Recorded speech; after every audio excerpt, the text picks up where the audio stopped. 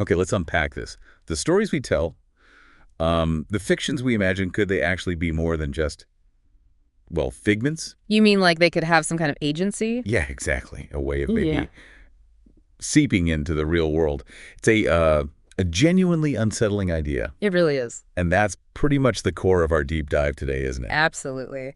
We're diving into Joshua Cutchin's new book, Fourth Wall Phantoms, Reflections on the Paranormal, Narrative, and Fiction's Becoming Fact. Right, just came out around April 2025. Yeah, and it feels like a direct continuation of themes from his big 2-volume work, Ecology of Souls. Especially that whole exploration of what paranormal experiences and the entities involved actually are. Exactly. He's digging deeper into that nature. And so our mission here really is to get a handle on Cutchin's main idea about this fourth wall. Mm-hmm.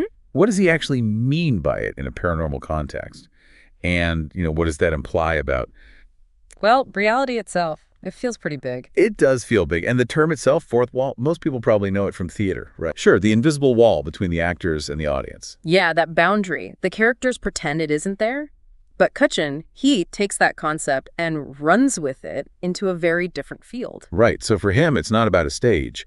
It's the line between our inner world, imagination, stories, all that. And the outer world, the shared reality we experience. Exactly. Yep. And his big point is that this wall, it isn't solid. It's not impermeable like we usually think. Especially, he argues, when you get into areas of, high strangeness. Really bizarre stuff. Okay, so the wall gets leaky, kind of. You could say that. And what's really fascinating is he suggests this allows things from fiction, from folklore, even modern media. To cross over, to manifest somehow. That seems to be the implication. He even talks about this being a bit of a taboo subject in paranormal studies, something maybe people haven't wanted to look at too closely. Which makes it even more intriguing, doesn't it? Yeah. And this isn't just about cataloging weird events, is it? It sounds like Cutchin wants to go deeper. Oh, much deeper. It seems he wants us to confront some, as he puts it, unsettling realizations. About what reality is. Consciousness. The power of stories. All of the above, I think. The potential power that storytelling might actually hold. Okay, so let's start there. Let's really define what he means by this permeable fourth wall when we're talking about the paranormal. Right. So he takes the theater idea. The audience watching the play. Yeah.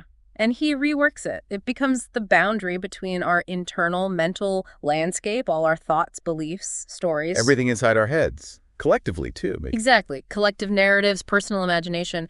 That versus the external shared world we generally agree is real. That assumed line between mind and matter, essentially. Precisely. But then these high strangeness events happen. UFOs, cryptids, ghosts. Things that don't fit the normal rules. Right. And Cutchin suggests that in those moments, the wall, well, it behaves differently. It seems to break down or become porous. Almost like you could step through it. Or things could step through from the other side. Yeah. Maybe even more fluid, yeah. He's saying the phenomena we encounter seem to come not just from some objective external source, but from our own imagination. From our stories. from the very narratives we tell ourselves. Old folklore, new movies, the whole spectrum. Okay, this is where it gets really wild. He calls the fourth wall a liminal zone. That sounds important. It does. Liminal implies a threshold, a space in between. So not just a wall that gets holes in it, but like an active borderland. Exactly. Think of it less like a static barrier and more like a dynamic interface. A place where the imaginary and the real can actually interact, influence each other. Like anthropology uses liminality for transitions, where rules are suspended. Precisely that idea. He's applying it to the boundary itself. It's not fixed. It's this fluid transitional space. So it's not just that we interpret weird stuff using stories we know. No, it goes beyond interpretation. The story itself might be tangled up in why the weird stuff is happening. Yeah, That leads to ideas like thought forms. right. Thought form manifestation, that's definitely part of the discussion. Can you unpack that a bit? What is a thought form in this context? Well, the basic idea is that really intense thought or collective belief-focused imagination, Yeah. it might not just stay in our heads. It could coalesce, have an actual effect. Under certain conditions, yes, that's the theory, that thoughts can take on a kind of subtle energy, maybe even form. And if the fourth wall is this liminal zone, Then those thought forms could potentially cross over, become perceivable. that's the connection Cutchin seems to be exploring. It's like focusing intensely on an image, some traditions believe that energy can almost imprint itself onto reality, making it more likely to be seen, especially in ambiguous situations. Okay.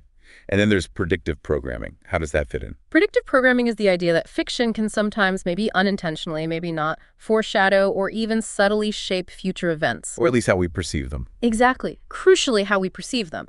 If that fourth wall is permeable, the stories we consume could lay down tracks, tracks for how we interpret future strangeness. So we see something odd, and our brain slots it into a narrative template we got from a movie or book. That's part of it. But Kutchin might be suggesting something more active, too. Like, maybe widespread fiction creates a kind of psychic resonance? Yeah. An attractor field in the collective mind that makes certain perceptions more likely? Wow. Okay. So this permeable boundary, this liminal zone, now let's talk about the really juicy bit. Fictional incursions. Right. What does he mean? Stories literally showing up. That's the core idea. Fictional incursions are these reported cases where people claim to have real-world encounters. Face to face. Seemingly, yes, with entities that appear to come straight out of human imagination. Folklore, books, comics, movies. So not just misidentification, but encountering something that looks exactly like, say, a character. Precisely. It resembles something specific from our narratives. Can you get some examples? What kind of things are we talking about? Are people seeing, like, Sherlock Holmes on Baker Street? Maybe not quite that specific generally, but the range Kutchin looks at is apparently quite broad. It goes from figures that echo classic literary heroes or mythical beasts. Like griffins or something. Potentially, or things strongly reminiscent of them, but also much more modern creations. Even figures like comic book superheroes have allegedly been reported. Oh, seriously? Yeah. Okay. And he has that really striking contemporary example, doesn't he? Alan Moore and John Constantine. Yes, that's such a perfect, almost meta example. Because Moore created Constantine, the comic book character. Exactly. The idea that a creator could seemingly encounter his own fictional creation in the real world, it's a powerful illustration of this boundary blurring. It really makes you question the relationship between creator and creation, doesn't it? Profoundly. It raises huge questions about what creativity is and how imagination connects to tangible reality. It almost suggests that the act of creating, if it's intense enough, might give the creation some kind of life. He mentions creative entities that may have minds of their own. It sounds incredible, I know. But if you follow the logic of a permeable fourth wall and thought forms, it's sort of a potential consequence. That sustained belief or focus could give these fictional things a degree of autonomy. That seems to be the speculation. That focused collective imagination, especially through powerful stories, might imbue them with some agency. The line gets very fuzzy. So Kutchin isn't just saying we think we see familiar things. He's suggesting these fictions might actually be, in some way, alive, real, and interact with us constantly. It's definitely unconventional, yeah. It challenges that very basic split between subjective inner worlds and objective outer reality, but he uses these accounts to push us to consider it. Okay, so fictional characters potentially popping up. But he also talks about existing paranormal phenomena mirroring stories, right? Yes, that's another huge piece of his argument. How does that work? He argues that the way established phenomena manifest things like UFOs, cryptids, ghosts often seems to copy patterns from dominant narratives, folklore, fiction, cultural tropes of the time. Like, the phenomena are borrowing their costumes and scripts from our stories. That's a great way to put it, yeah. They reflect what's already in our collective imagination. Okay, give me some specifics. UFOs, for instance. How do stories shape UFO reports? Well, think about the classic flying saucer. In the 40s and 50s, that image was everywhere in pulp sci-fi. And guess what most early UFO reports describe? Saucers. Exactly. Fast forward to today. We're all aware of drone technology, right? It's ubiquitous. Yeah, drones are everywhere. And now, we see a noticeable uptick in reports of UFOs that look and behave like advanced drones. It's just our current tech narrative is shaping how we see things in the sky. That makes a weird kind of sense. Our expectations frame what we see. What about the classic silver suits on aliens? That's interesting, too. Kutchin points out that figures in shiny or silver suits aren't just a modern UFO thing. You can find similar descriptions in much older folklore. Really? Like pre-space age? Oh, yeah. Suggesting a deeper archetype, maybe. But he also looks at modern cases, like a specific report from North Dakota involving a silver-suited figure. It shows how these narrative motifs can persist and pop up again. And the grays. The big-headed, black-eyed aliens. Everyone knows that image. Absolutely. And Kutchin, like many others, notes the massive spike in gray reports after Whitley Strieber's book Communion became huge. Because the book described them so vividly. Incredibly vividly. It seems to have provided this powerful template that just shaped countless subsequent encounter reports. It cemented the image in the public consciousness. So the story basically created the standard alien image for a whole generation. Oh. Okay, what about other things? Cryptids, Bigfoot, Nessie. With cryptids, the argument is they often seem to step right out of local legends or folklore. Yeah. Maybe not always an exact match, but the descriptions, the habitats, they resonate strongly with pre-existing stories about unknown creatures in the wild. And ghosts. Yeah. Hauntings. He suggests that urban legends play a big role there. Those spooky stories we tell about the old house on the hill or the ghost on the highway. Yeah. Sometimes those specific legends seem to manifest as actual reported ghostly encounters or poltergeist activity, as if the collective energy poured into the story gives it some kind of reality. Yeah. So narrative isn't just how we explain the paranormal after the fact. No, it seems much more active than that. It's involved in shaping the experience itself, like a feedback loop. Exactly. That's a perfect description. Narratives provide the vocabulary, the visuals, experiences get filtered through them, reports then reinforce the narratives. And round it goes. A dynamic, tangled relationship. Very much so. Okay, so we have fiction seemingly becoming fact, phenomena mirroring stories. How does Kutchin try to explain why? What are the mechanisms he suggests? He explores a few interconnected ideas. We already talked about thought forms or embodied imagination, creative entities. Right. The idea that focused thought can have real effects. Yeah. It's not just wishful thinking. Maybe collective emotion or deeply embedded cultural stories create these energetic imprints. Psychic residue, almost, that can be perceived or interact. That's still pretty mind-bending. What else? We also touched on predictive programming. The drone UFO link is his key example there. How fiction might set the stage for how we see things later. Right. Not necessarily a conspiracy, but more like exposure to fictional scenarios primes us. It makes us more likely to interpret ambiguous future events through that familiar lens. Okay. And he brings in the trickster, too. That sounds fun. It's a fascinating archetype. The trickster figure in myths worldwide is all about ambiguity, crossing boundaries, playful deception. Like Loki or Coyote. Exactly, those kinds of figures. Kutchin applies this to the paranormal phenomena themselves. They often seem so elusive, contradictory, slippery. They resist easy answers. Precisely. He even wonders if we're in a kind of trickster age right now, where these sorts of uncertainties are just more prominent.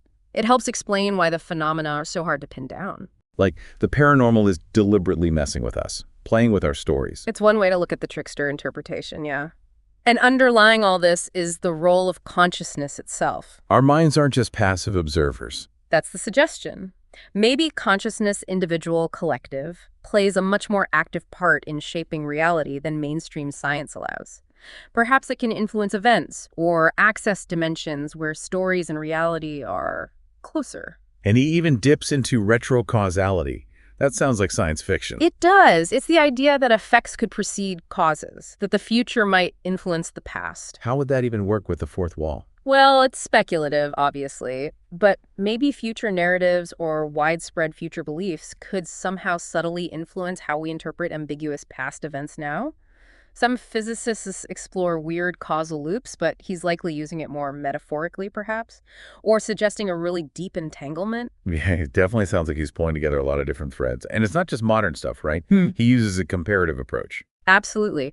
Just like in Ecology of Souls, he looks for patterns across cultures, across history. Comparing old folklore motifs to modern UFO reports, things like that. Exactly. By finding recurring themes, he's trying to show these aren't just isolated weird tales, but maybe point to some underlying dynamics that operate across time and space. So it's not just a collection of oddities.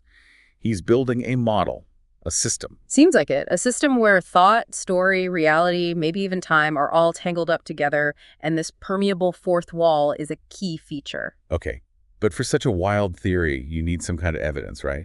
What does he actually present in the book? His method seems to be combining well-known, celebrated cases from paranormal history. Cases people might already know. Right. Alongside rarer, maybe unpublished accounts. He focuses on analyzing the narratives around the experiences, using comparative folklore methods, similar to his previous work, but maybe focus specifically on this fiction-to-fact angle. So analyzing the stories people tell about their experiences, looking for those narrative patterns. Exactly. Looking at both famous cases and obscure ones to build his argument. Can we categorize the examples you might use? Like fictional character encounters. Well, the Ellen Moore John Constantine story is the standout there, but probably also more general reports of seeing figures who look like they stepped out of a book, or a myth, or a comic. And for narrative mimicry in ufology. We covered some key ones: the saucers to drones evolution, the silver suits, maybe that North Dakota case, the Greys post-communion. Could he analyze something like the Betty and Barney Hill abduction that way? It's very possible, looking at how the narrative of alien mind control became so central to that famous case. Or maybe even more recent stuff, like Chris Bledsoe's experiences, which are full of weird narrative elements, or the Manan Air Force Base sightings. Could be. He'd be looking for those links, how existing stories might have influenced perception or reporting in those complex cases. And the folklore fiction manifesting category. That would be cryptids that echo folklore creatures, like we said, and urban legends that seemingly become real ghosts or poltergeists. In comparing old fairy beliefs to modern alien encounters. Yes, that's a classic Kutchin comparison, showing how maybe underlying narrative structures persist, just wearing different cultural clothes over time. He also looks at other weird stuff, right? Yeah. Like Patience Worth. Oh, yeah. The Patience Worth case, where literary works were supposedly channeled, is a perfect example of that blurred line between creativity and some external source. And maybe things like sleep paralysis, lucid dreams. Definitely. Altered states of consciousness where that boundary between internal story and external perception gets really thin and weird.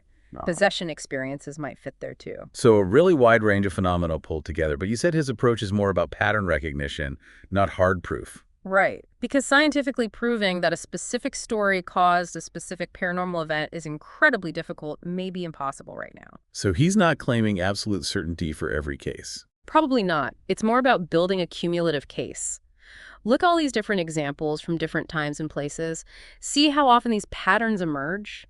Fiction seeming to leak out, phenomena copying stories. The sheer weight of the similarities is the argument. Exactly. It's very much in the Fortean tradition, collecting the damned data that doesn't fit neat boxes and challenging our assumptions based on those patterns. The consistency is suggestive, even if you can't prove it in a lab. Okay, let's wrap this deep dive up. What are the absolute core takeaways from Kutchin's fourth wall phantoms? Okay, number one.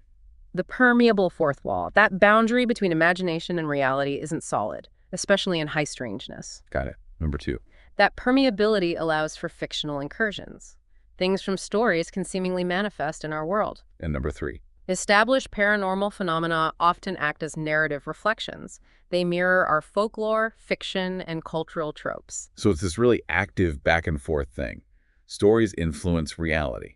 Reality might feed back into stories. Exactly. Imagination and storytelling aren't just passive ways we understand things. Kutchin presents them as potentially active forces, shaping or revealing reality, especially in these weird zones. And he sees this whole area as pushing the limits, right? Yeah. Calling it the final taboo in paranormal studies. Yeah, that provocative idea that the line between real and imaginary might just be fundamentally blurry, irrevocably so, perhaps. Which leads towards what you called a narrative ontology. It seems to point that way. The idea that story isn't just about reality, but maybe a fundamental part of reality structure, at least in these anomalous realms. Fiction becoming fact isn't just a weird quirk, it's a clue. Possibly a crucial clue to how reality operates in these fringe areas. And if that's true, it makes you think about our role as storytellers and story consumers, doesn't it? It really does. A latent power, maybe. Wow. Okay, so for everyone listening, here's something to chew on. How might the stories you consume, books, movies, myths, whatever, be subtly shaping how you see the world? Or maybe even shaping the world itself in small ways. Exactly. Have you ever had one of those moments where fiction and reality just felt weirdly close, where a story seemed to echo in real life in an uncanny way? It's a strange and fascinating path. Kutchin invites us down. It really is. And it leaves us with that big question. Are the stories we tell just mirrors? Or are they somehow also creators?